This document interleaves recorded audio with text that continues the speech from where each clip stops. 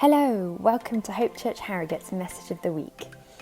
If you'd like to connect with us, please head over to hopeharrogate.co.uk/connect. We'd love to hear from you. My name's Dan, in case you don't know me, and I'm continuing our series on Look Again at Jesus, Gentle and Lowly. We've taken some wisdom from this book by Dane Ortland called Gentle and Lowly, and today we're looking specifically at the beauty of the heart of God. Adam started the series talking about Jesus, who reveals his heart as being gentle and lowly or humble, and then Ella spoke to us last week about Jesus as the friend who will never cast us out, who will never reject us. And today I'm looking at beauty. So, is God's heart beautiful? Why does it matter that God's heart is beautiful specifically? And then, we'll have a chance to respond to that at the end. I don't think any time I've ever spoken at this church has ever felt more like a continuation of what we started in worship. What was brought in the prayer time before we began, what's been brought in the worship time, the words that have come out are really, this feels like a continuation of that. So I'm really excited that God's doing something among us as a family today. So, when I think of beauty, the first thing actually I kind of go to is music, because that was one of my earliest passions. That was my degree. I taught music for 5 years. I play loads of instruments. It consumed a lot of my childhood music. And one of my favorite pieces of music is called Sosbury by Elgar. And it's just so beautiful. It starts with the lower strings kind of these chords come out, and it's like a warm blanket of music. And then the harp gives the only rhythm, like these chords on the harp. And then the violins come in with this kind of haunting melody over the top. And it kind of wanders. It's quite hard to sing because it just kind of keeps every time you think it's going to land and resolve, the harmony underneath shifts and it goes somewhere else that you don't expect. And it has this kind of feeling of longing for something or remembering something that was beautiful but has been lost. And it's great. And then halfway through, it kind of lands and it repeats it, but differently, in like a different mood. So the violins start again, but much lower down. It gives this rich tone, the cellos join in, and the inner parts are all playing these shimmering chords with tremolo, and it's really beautiful. And it lands in this kind of combined place of settled acceptance of this beauty which is now gone, and I just love it. Don't you think that's beautiful? No? It sounds beautiful, doesn't it? But unless you've heard the piece of music, you don't get to experience the beauty. My description, if I've done it well, may produce in you a desire for beauty, but it's not the beauty, it's not the same thing. Unless you see it, or unless you hear it, you don't get the beauty. When we saw that picture of Rosanna at the start, she experienced that beauty. And us seeing that picture produced in us the same desire to experience beauty like it. But we've only seen a picture. We didn't get the beauty, did we? On Friday, we had the funeral for Jenny Dent, and all of the stories that came out about her just told of what a beautiful person she was. And to be honest, my reaction was, I wish I'd known her better, because hearing the stories is not the same thing as knowing the person. So, it's one of the reasons I would say that we are church, because as we tell stories about God, as we encourage one another, we can create in each other this desire for beauty. But we need to recognize that that's not the same thing as experiencing God's heart and experiencing the beauty of who God is. So, today I'm going to tell you about the beauty of the heart of God, but unless you experience it for yourself, I'm afraid it's not enough. So, my next question is, why do we need to see the beauty of the heart of God? Why does it matter? I would say that I am a particularly kind of rational person. Any personality profile I do comes out as I'm very much a thinker, not a feeler. So this may not apply to you, but my desires, even as a thinker, my desires are mostly driven by my feelings, how I feel about things. And to be honest, most of my desires are selfish and self-seeking, self-serving. And to overcome that, I can think about what I know to be true. And through truth and practicing habits, I can overcome my feelings to make myself more Christ-like, which is what I aim to do in life. But there is nothing as instantly transforming as seeing beauty. Because when I experience someone's generosity to me, it makes me want to be generous. When I experience the grace of God, it makes me want to show grace to others. Beauty is transformative. If I could plot a graph of how Christ-like any person is in their life, it would start quite low before they know who God is. And then when they see God, they become more Christ-like immediately. And then it probably goes up and down over the course of a life. But as we get to know Christ more, get to know God more, it gradually goes up. And then the Bible says when we see God face to face, we will be like him. And so when we die or when Christ comes back, which may happen in our lifetimes, we will just shoot to the top of that graph and go, we are now like Christ. We have the heart of Christ. It says there's no more sadness in heaven when heaven and earth are reunited. There will be no sin. And I think that's not because we won't be incapable of it anymore. It's not that we will have that stripped away from us. But when we have the heart of Christ and when we are fully others-serving, others-centered, there'll be no sin because we just won't want to do it. Our hearts will be transformed. So, if you want to be transformed, to be more Christ-like, seeing his beauty is a real shortcut. So what is the beauty of God then? I'm going to draw on two places. So the Bible tells us about the beauty of God, and also the world contains beauty all over the place. And anywhere there is beauty in the world, typically it's a signpost to the beauty of God. So I'm going to draw on those two places, and the passage I'm going to go to is in Exodus, but I'll tell you a bit of a story for context. So picture Moses with all the Israelites wandering through the wilderness. They've been led out of Egypt. They've been rescued in this dramatic way.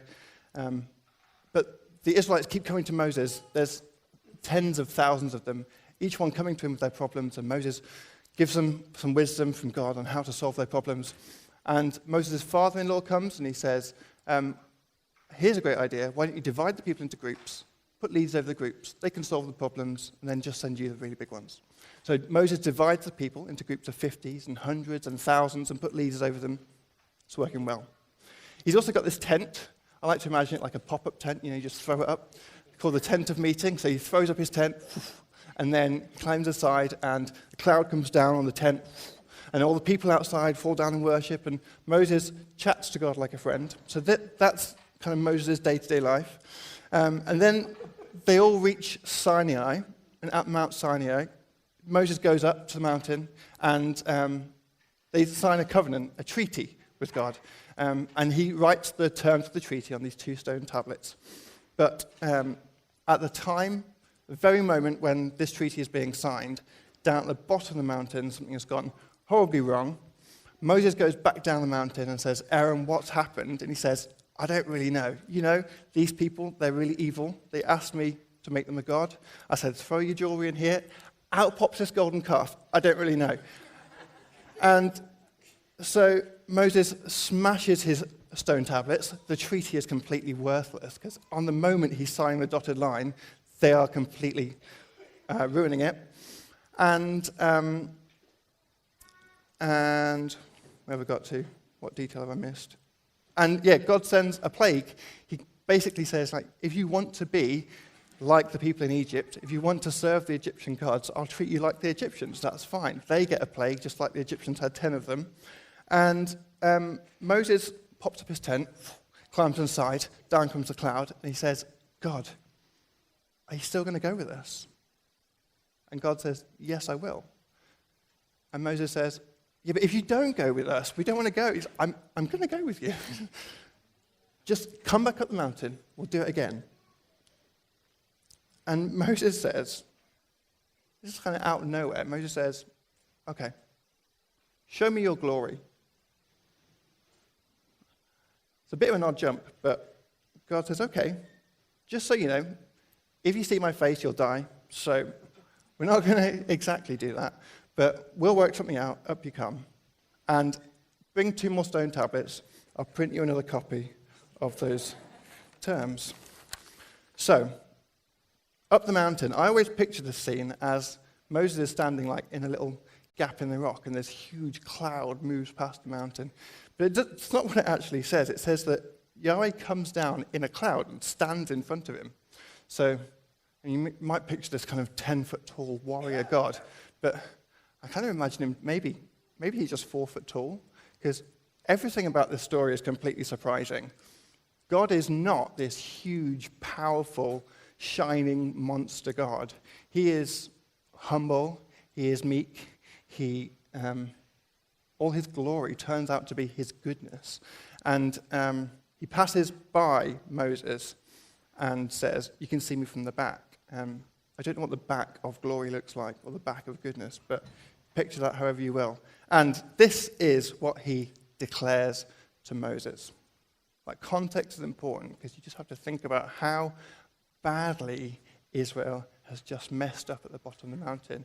And he says this, Yahweh, Yahweh, El Rachum V'Chanun, Erek Apayim, V'Rav Chesed V'Emet, which in the NIV translates as the compassionate and gracious God, slow to anger, abounding in love and faithfulness. And I would love nothing more than to do a huge word study on each of these words and take you through all the times they're used in the Bible. But if I do that, you don't get to experience it, the beauty of God. You just hear me rambling on about it. So if you'll indulge me, I'll do one word. And then you'll have time to reflect on what that might mean. So the first of those kind of 5 words, compassionate, gracious, slow to anger, and then love and faithfulness. The first one, the compassionate one. As with any word, it doesn't translate exactly.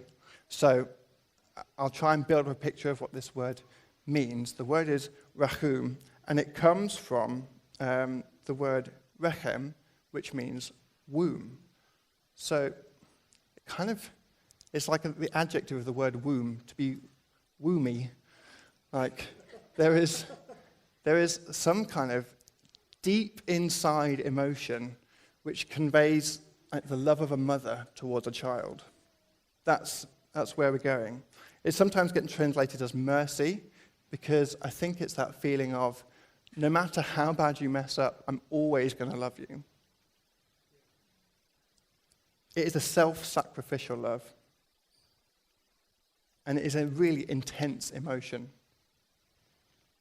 So, David, we have the next slide. The word is used in quite a few stories throughout the Bible, so hoping to see where else it's used, you can kind of build up a picture of what it means when God uses it about his own heart and uses it to describe himself. So in the story of Joseph, when his brothers have sold him into slavery, and he's risen up to become second in command over all of Egypt. When his brothers come and then ask for food, he quizzes them about their family. They say he's got another brother, and Benjamin is the other brother who they haven't brought with him. So he sends them away, says, bring back your other brother, which they do. And Joseph, when he sees Benjamin, he feels rachum, and it's translated as he has moved deeply, and he has to go in another room to weep for a little while, and he composes himself and comes out. This is rachum. In Solomon's court, there's quite a famous story about 2 mothers who come, and there were 2 babies, one died. Both mothers claim that the living baby is theirs. And when Solomon says, here's what we'll do, split the baby in 2, you can have half each. It's the real mother who responds with rachum. She pleads for his life and says, no, don't kill him, let the other mother have him. That's the emotion of rachum. Psalm 18 is where David has just been delivered from Saul and all his enemies. And he begins it with, I racham you, Yahweh. It is a grateful, I owe my whole life to you kind of love. Psalm 51 is again David. He's just been called out by the prophet Nathan for cheating with Bathsheba. And he says, because of your great rachum, God, would you blot out my transgressions? There is a never-failing, merciful, tender love involved. Psalm 103 describes it as a father's love. As a father rachams his children, so Yahweh rachams those who fear him. Isaiah 49, can a mother forget the baby at her breast and not racham the child she has born? It is a tender, parental, affectionate, but deep emotion. And then the last one, Daniel 9:18. We do not present our pleas before you because of our righteousness, but because of your great rachum. It is how God defines his heart, the first word that he uses. The creator of the universe doesn't describe himself as powerful, as majestic, as glorious. His first choice of word is rachum. This is how he feels towards you when you stand before him and say, I need you, God. This is his first and most immediate response. I'm going to tell you another story from Mark's Gospel. The disciples were tired after they've been sent out by Jesus. They come back, lots of stories to tell. So Jesus says, let's go to a deserted place. In other words, a desert. But a crowd follow them, and Jesus' response is compassion. It's the same Greek equivalent word to rachum. The crowd get hungry. You probably know the story. And Jesus divides them into groups of 50s and 100s. Sounds weirdly familiar. He feeds them. There's a whole thing. He heads to a mountain on his own. The disciples head out in their boat, and they see Jesus walking towards them on the water. And Mark tells us that Jesus intended to pass them by. It's like, why that detail? And it should, the whole story of Exodus and this revealing of God's heart should be ringing in your ears as Jesus, the glory cloud, the goodness cloud, the man in the cloud, is passing them by on the water. It's like Jesus is saying, I am God's heart. You couldn't see him face to face, but here I am face to face. You can fully experience all of God's goodness, all of God's glory, all of God's compassion in the person of Jesus. The heart of Jesus and the heart of Yahweh are one and the same.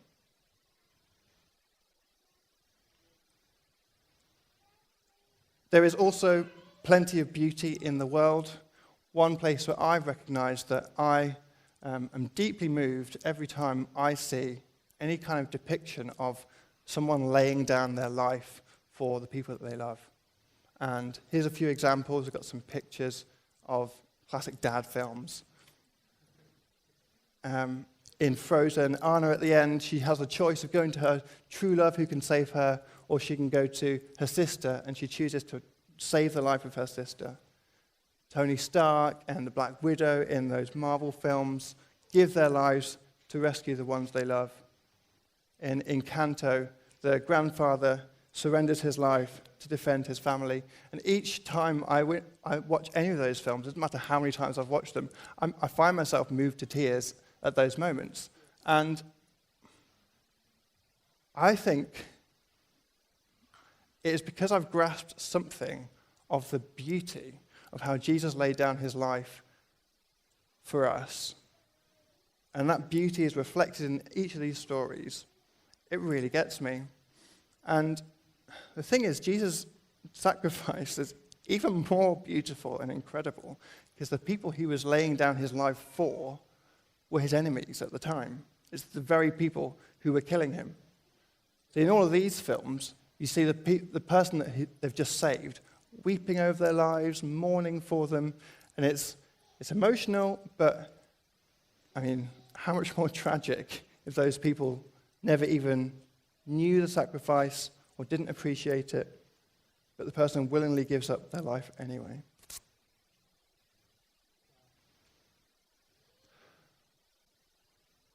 I've talked enough. I'm going to give you 5 minutes to just respond, and we're not going to sing together. I'm going to let you stay where you are. We're going to play some music in just a second, and just contemplate, meditate, reflect on God's beauty. And to some people that'll be like, yes, I can slip into that mode straight away, and other people will be thinking, how on earth do I do that? What does that mean? Nothing's happening. So feel free to talk to the person next to you. Just say, I never realized that's why I respond in that way to that thing. Or that story about that is incredible. Feel free. We don't need silence. If there's a peaceful atmosphere, that's wonderful. Feel free to write something down. Feel free to move into a place that's more comfortable. But say to God, God, show me your glory.